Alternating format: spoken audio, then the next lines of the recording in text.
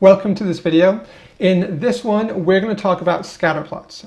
Scatter plots are a really useful tool in telemetry analysis to look at what certain channels are doing in relation to other channels. And you're basically taking one channel and you're plotting it against another channel in a graph. And this is really easy to do in the Z1 Analyzer. We're going to walk through how you create a scatter plot. You can use the preview feature to see what it's looking like as you build it.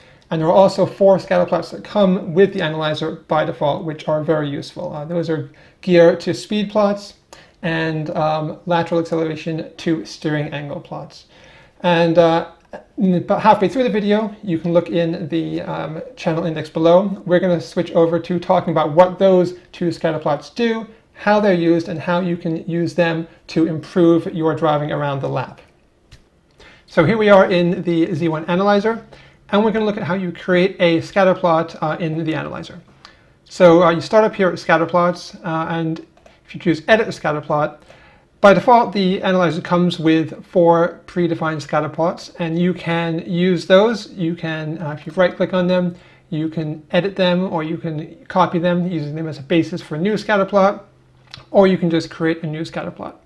And if you double click on one of them, you get to the edit scatterplot dialog.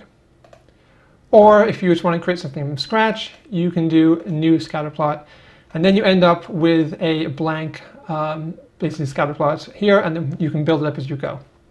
So in this example, we're going to build up a scatterplot, which will be the same as one of the ones which already exists, which is this one here, this steering versus lateral g-force.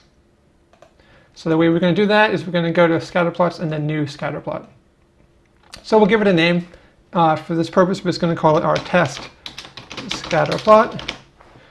So the scatter plot is basically plotting 2 channels against each other, one on the y-axis and one on the x-axis. So when we create our example one, which was a steering versus lateral g-force plot, we're going to basically choose the lateral g-force for the y-axis and then the steering for the x-axis. So the way we do that on the y-axis, we just find it here.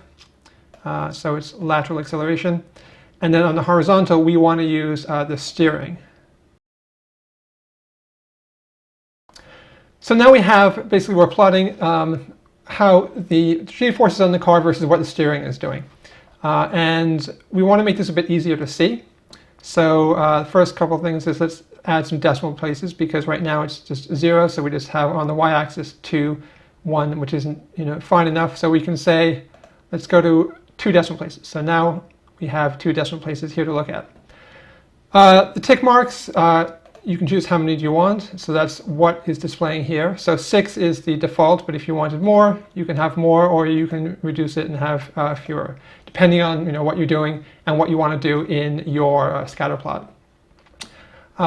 We also have these same options here, decimal places and tick marks for the horizontal one. Next up, you have scale. So this determines obviously what the scale of the axis is, in this case the Y one.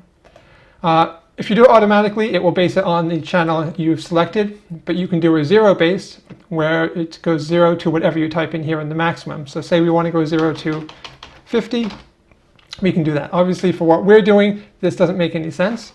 So maybe we try 10, looks a bit better, or we try 5 and it looks good. But at the end of the day, auto is what we want, because it just sort of figures it out. You can also choose a minimum to a maximum.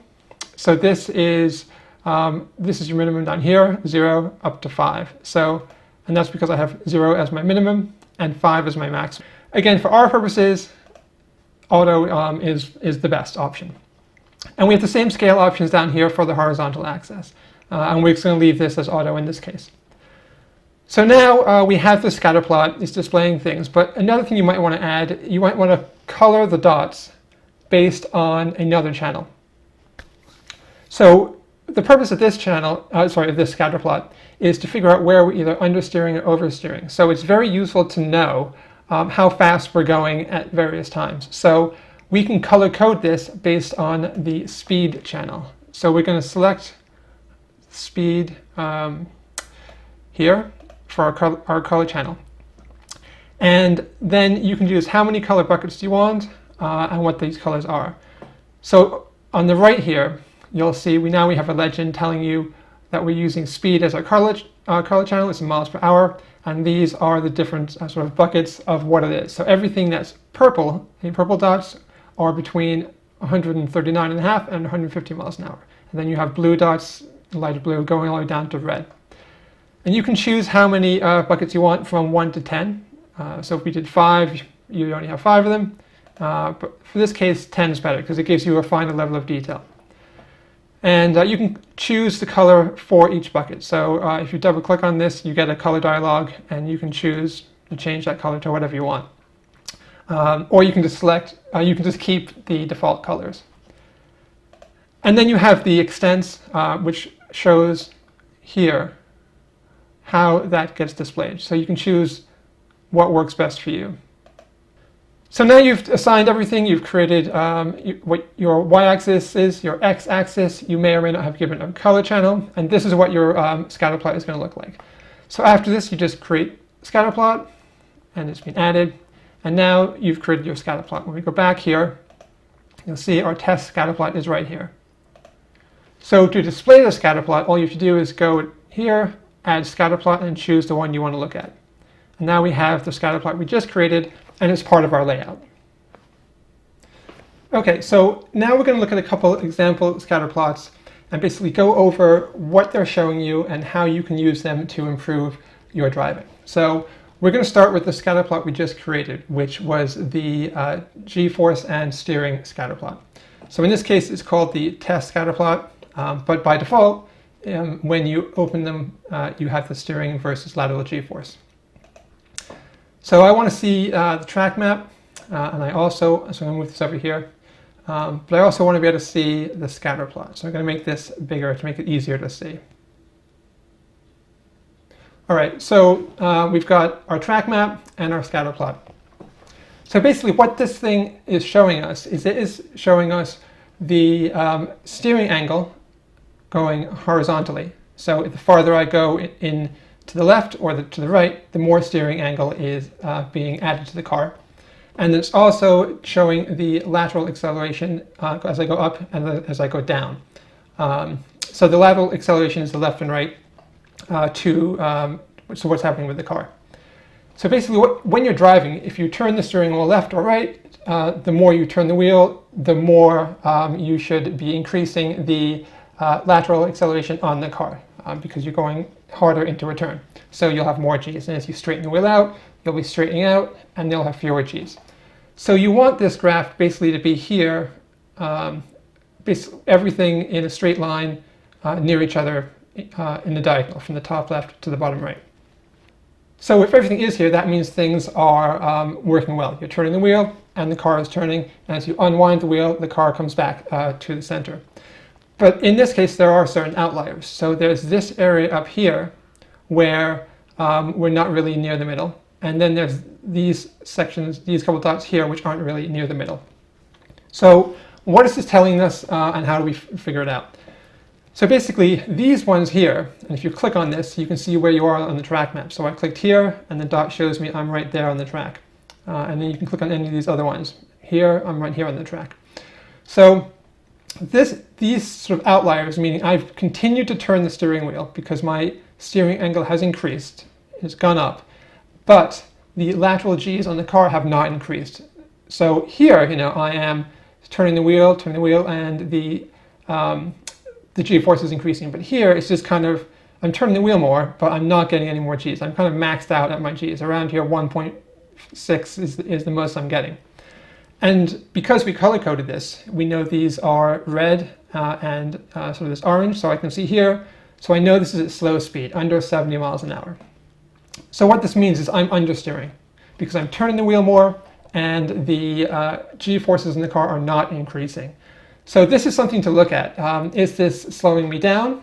Is this because I'm just cranking on the wheel too much? Can I take a different line? Or is this a setup? If I'm perfectly through the line, then it's a setup issue. If I am off on my line and I'm having to sort of turn more because I'm turning too late or too early or whatever it is, then that's a driving issue.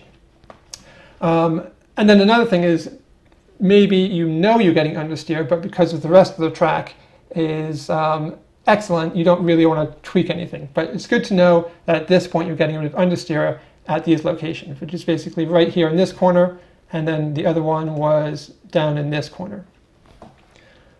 So then the opposite of understeer is, can we use this to figure out if we're getting oversteer? And the answer to that is yes. So the opposite of oversteer would be you are not changing the angle of the wheel, but the g-forces on the car are changing. Because I have the wheel turned at a certain angle and the car is starting to slide, so it increases in g-force. So we don't have too much of that on this lap, but we do have a little bit. So these dots here and here are showing us that we are sliding a little bit. And if I click on them, you can see right here, it's this part of the track map. So I'm just coming out of this turn. Again, this is slow speed, under 70 miles an hour. But the g-forces in the car change quite a bit, and the steering angle doesn't. It's not a long duration because I only have about 10 dots here, and so that's probably, a quarter of a second. Whereas over here, the number of dots for the understeer is a lot. This is multiple seconds. So this shows you that you're getting a tiny bit of oversteer, but you can probably live with it, and I wouldn't really worry about this. If you had a lot of dots here, then you would have had a huge oversteer moment, and that would definitely be something to look at. So this scatter plot is great to use to figure out, are you understeering or are you oversteering? So now we're going to look at another scatter plot, and that is going to be the RPM versus speed. So again, the analyzer comes with 3 of these. We're going to choose the 6-gear one because our car has 6 gears. So this scatter plot right here is an RPM versus gears. Now, one thing we're going to do is we're going to edit this because we don't want to waste all this space down here. So I'm going to, on the y-axis, I am going to put in a min to max, and I'm going to say it's going to go the maximum of 8,000, and we'll say 4,000 RPM. Because this gives us a better idea of what's going on. So I'm going to save the scatter plot. All right, so now here I am, and I'm looking at this scatter plot. So what is this plot showing us? This plot is showing us what gear we're in at what speed. And this can be useful to find out, are you in the right gear for the right situation? So we have the speed across here on the bottom, and then we have our gears. So we're starting off in second. We don't have any first gear in this track. And then third, fourth, fifth, and sixth. And the yellow dots here are neutral. So that's basically when you're performing a shift. Now you want to be within your RPM band of your car all the time. So in this case, this car is a pretty good one from around here, which is about 5,500 or so, up to almost 8,000. If you drop below that, you're sort of falling out, and that means you should be in a lower gear. And you also want to have everything. See how this line here, all the dots are together. Again, here all together, together, together. And then we have these kind of outliers down here. We have some here, some here. So this means I'm still in fourth gear, but I'm going slower. And I could be in third gear here. And the same thing here. I'm in fifth gear, but I'm going slower. And I could be in fourth gear, because this will put me right here in the rev range. So when you look at parts like this, you can say, okay, well, I'm not in the ideal gear. Maybe I should be shifting down here to get in the proper rev range for this car. And again, you can see where that is. You click on it, and it's coming into a corner right there. Or you can click on one of these, and where is this? Again, that's in that corner. So as I'm slowing down, this isn't a huge problem. Maybe I'm doing this on purpose.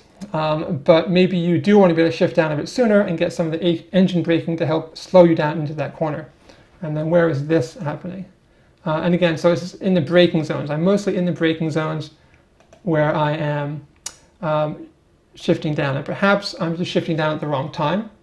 And I should be shifting down a bit earlier to take the revs back up into this gear to help with braking into that corner.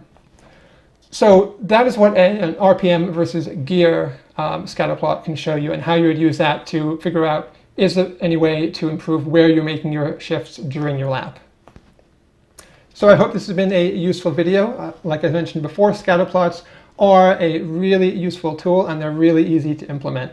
There are many more options you can do by putting any sort of channels you want together, and you can customize them to your car and what you're trying to figure out. So please like the video and subscribe to the channel. We have many more videos coming, and we will see you in the next one.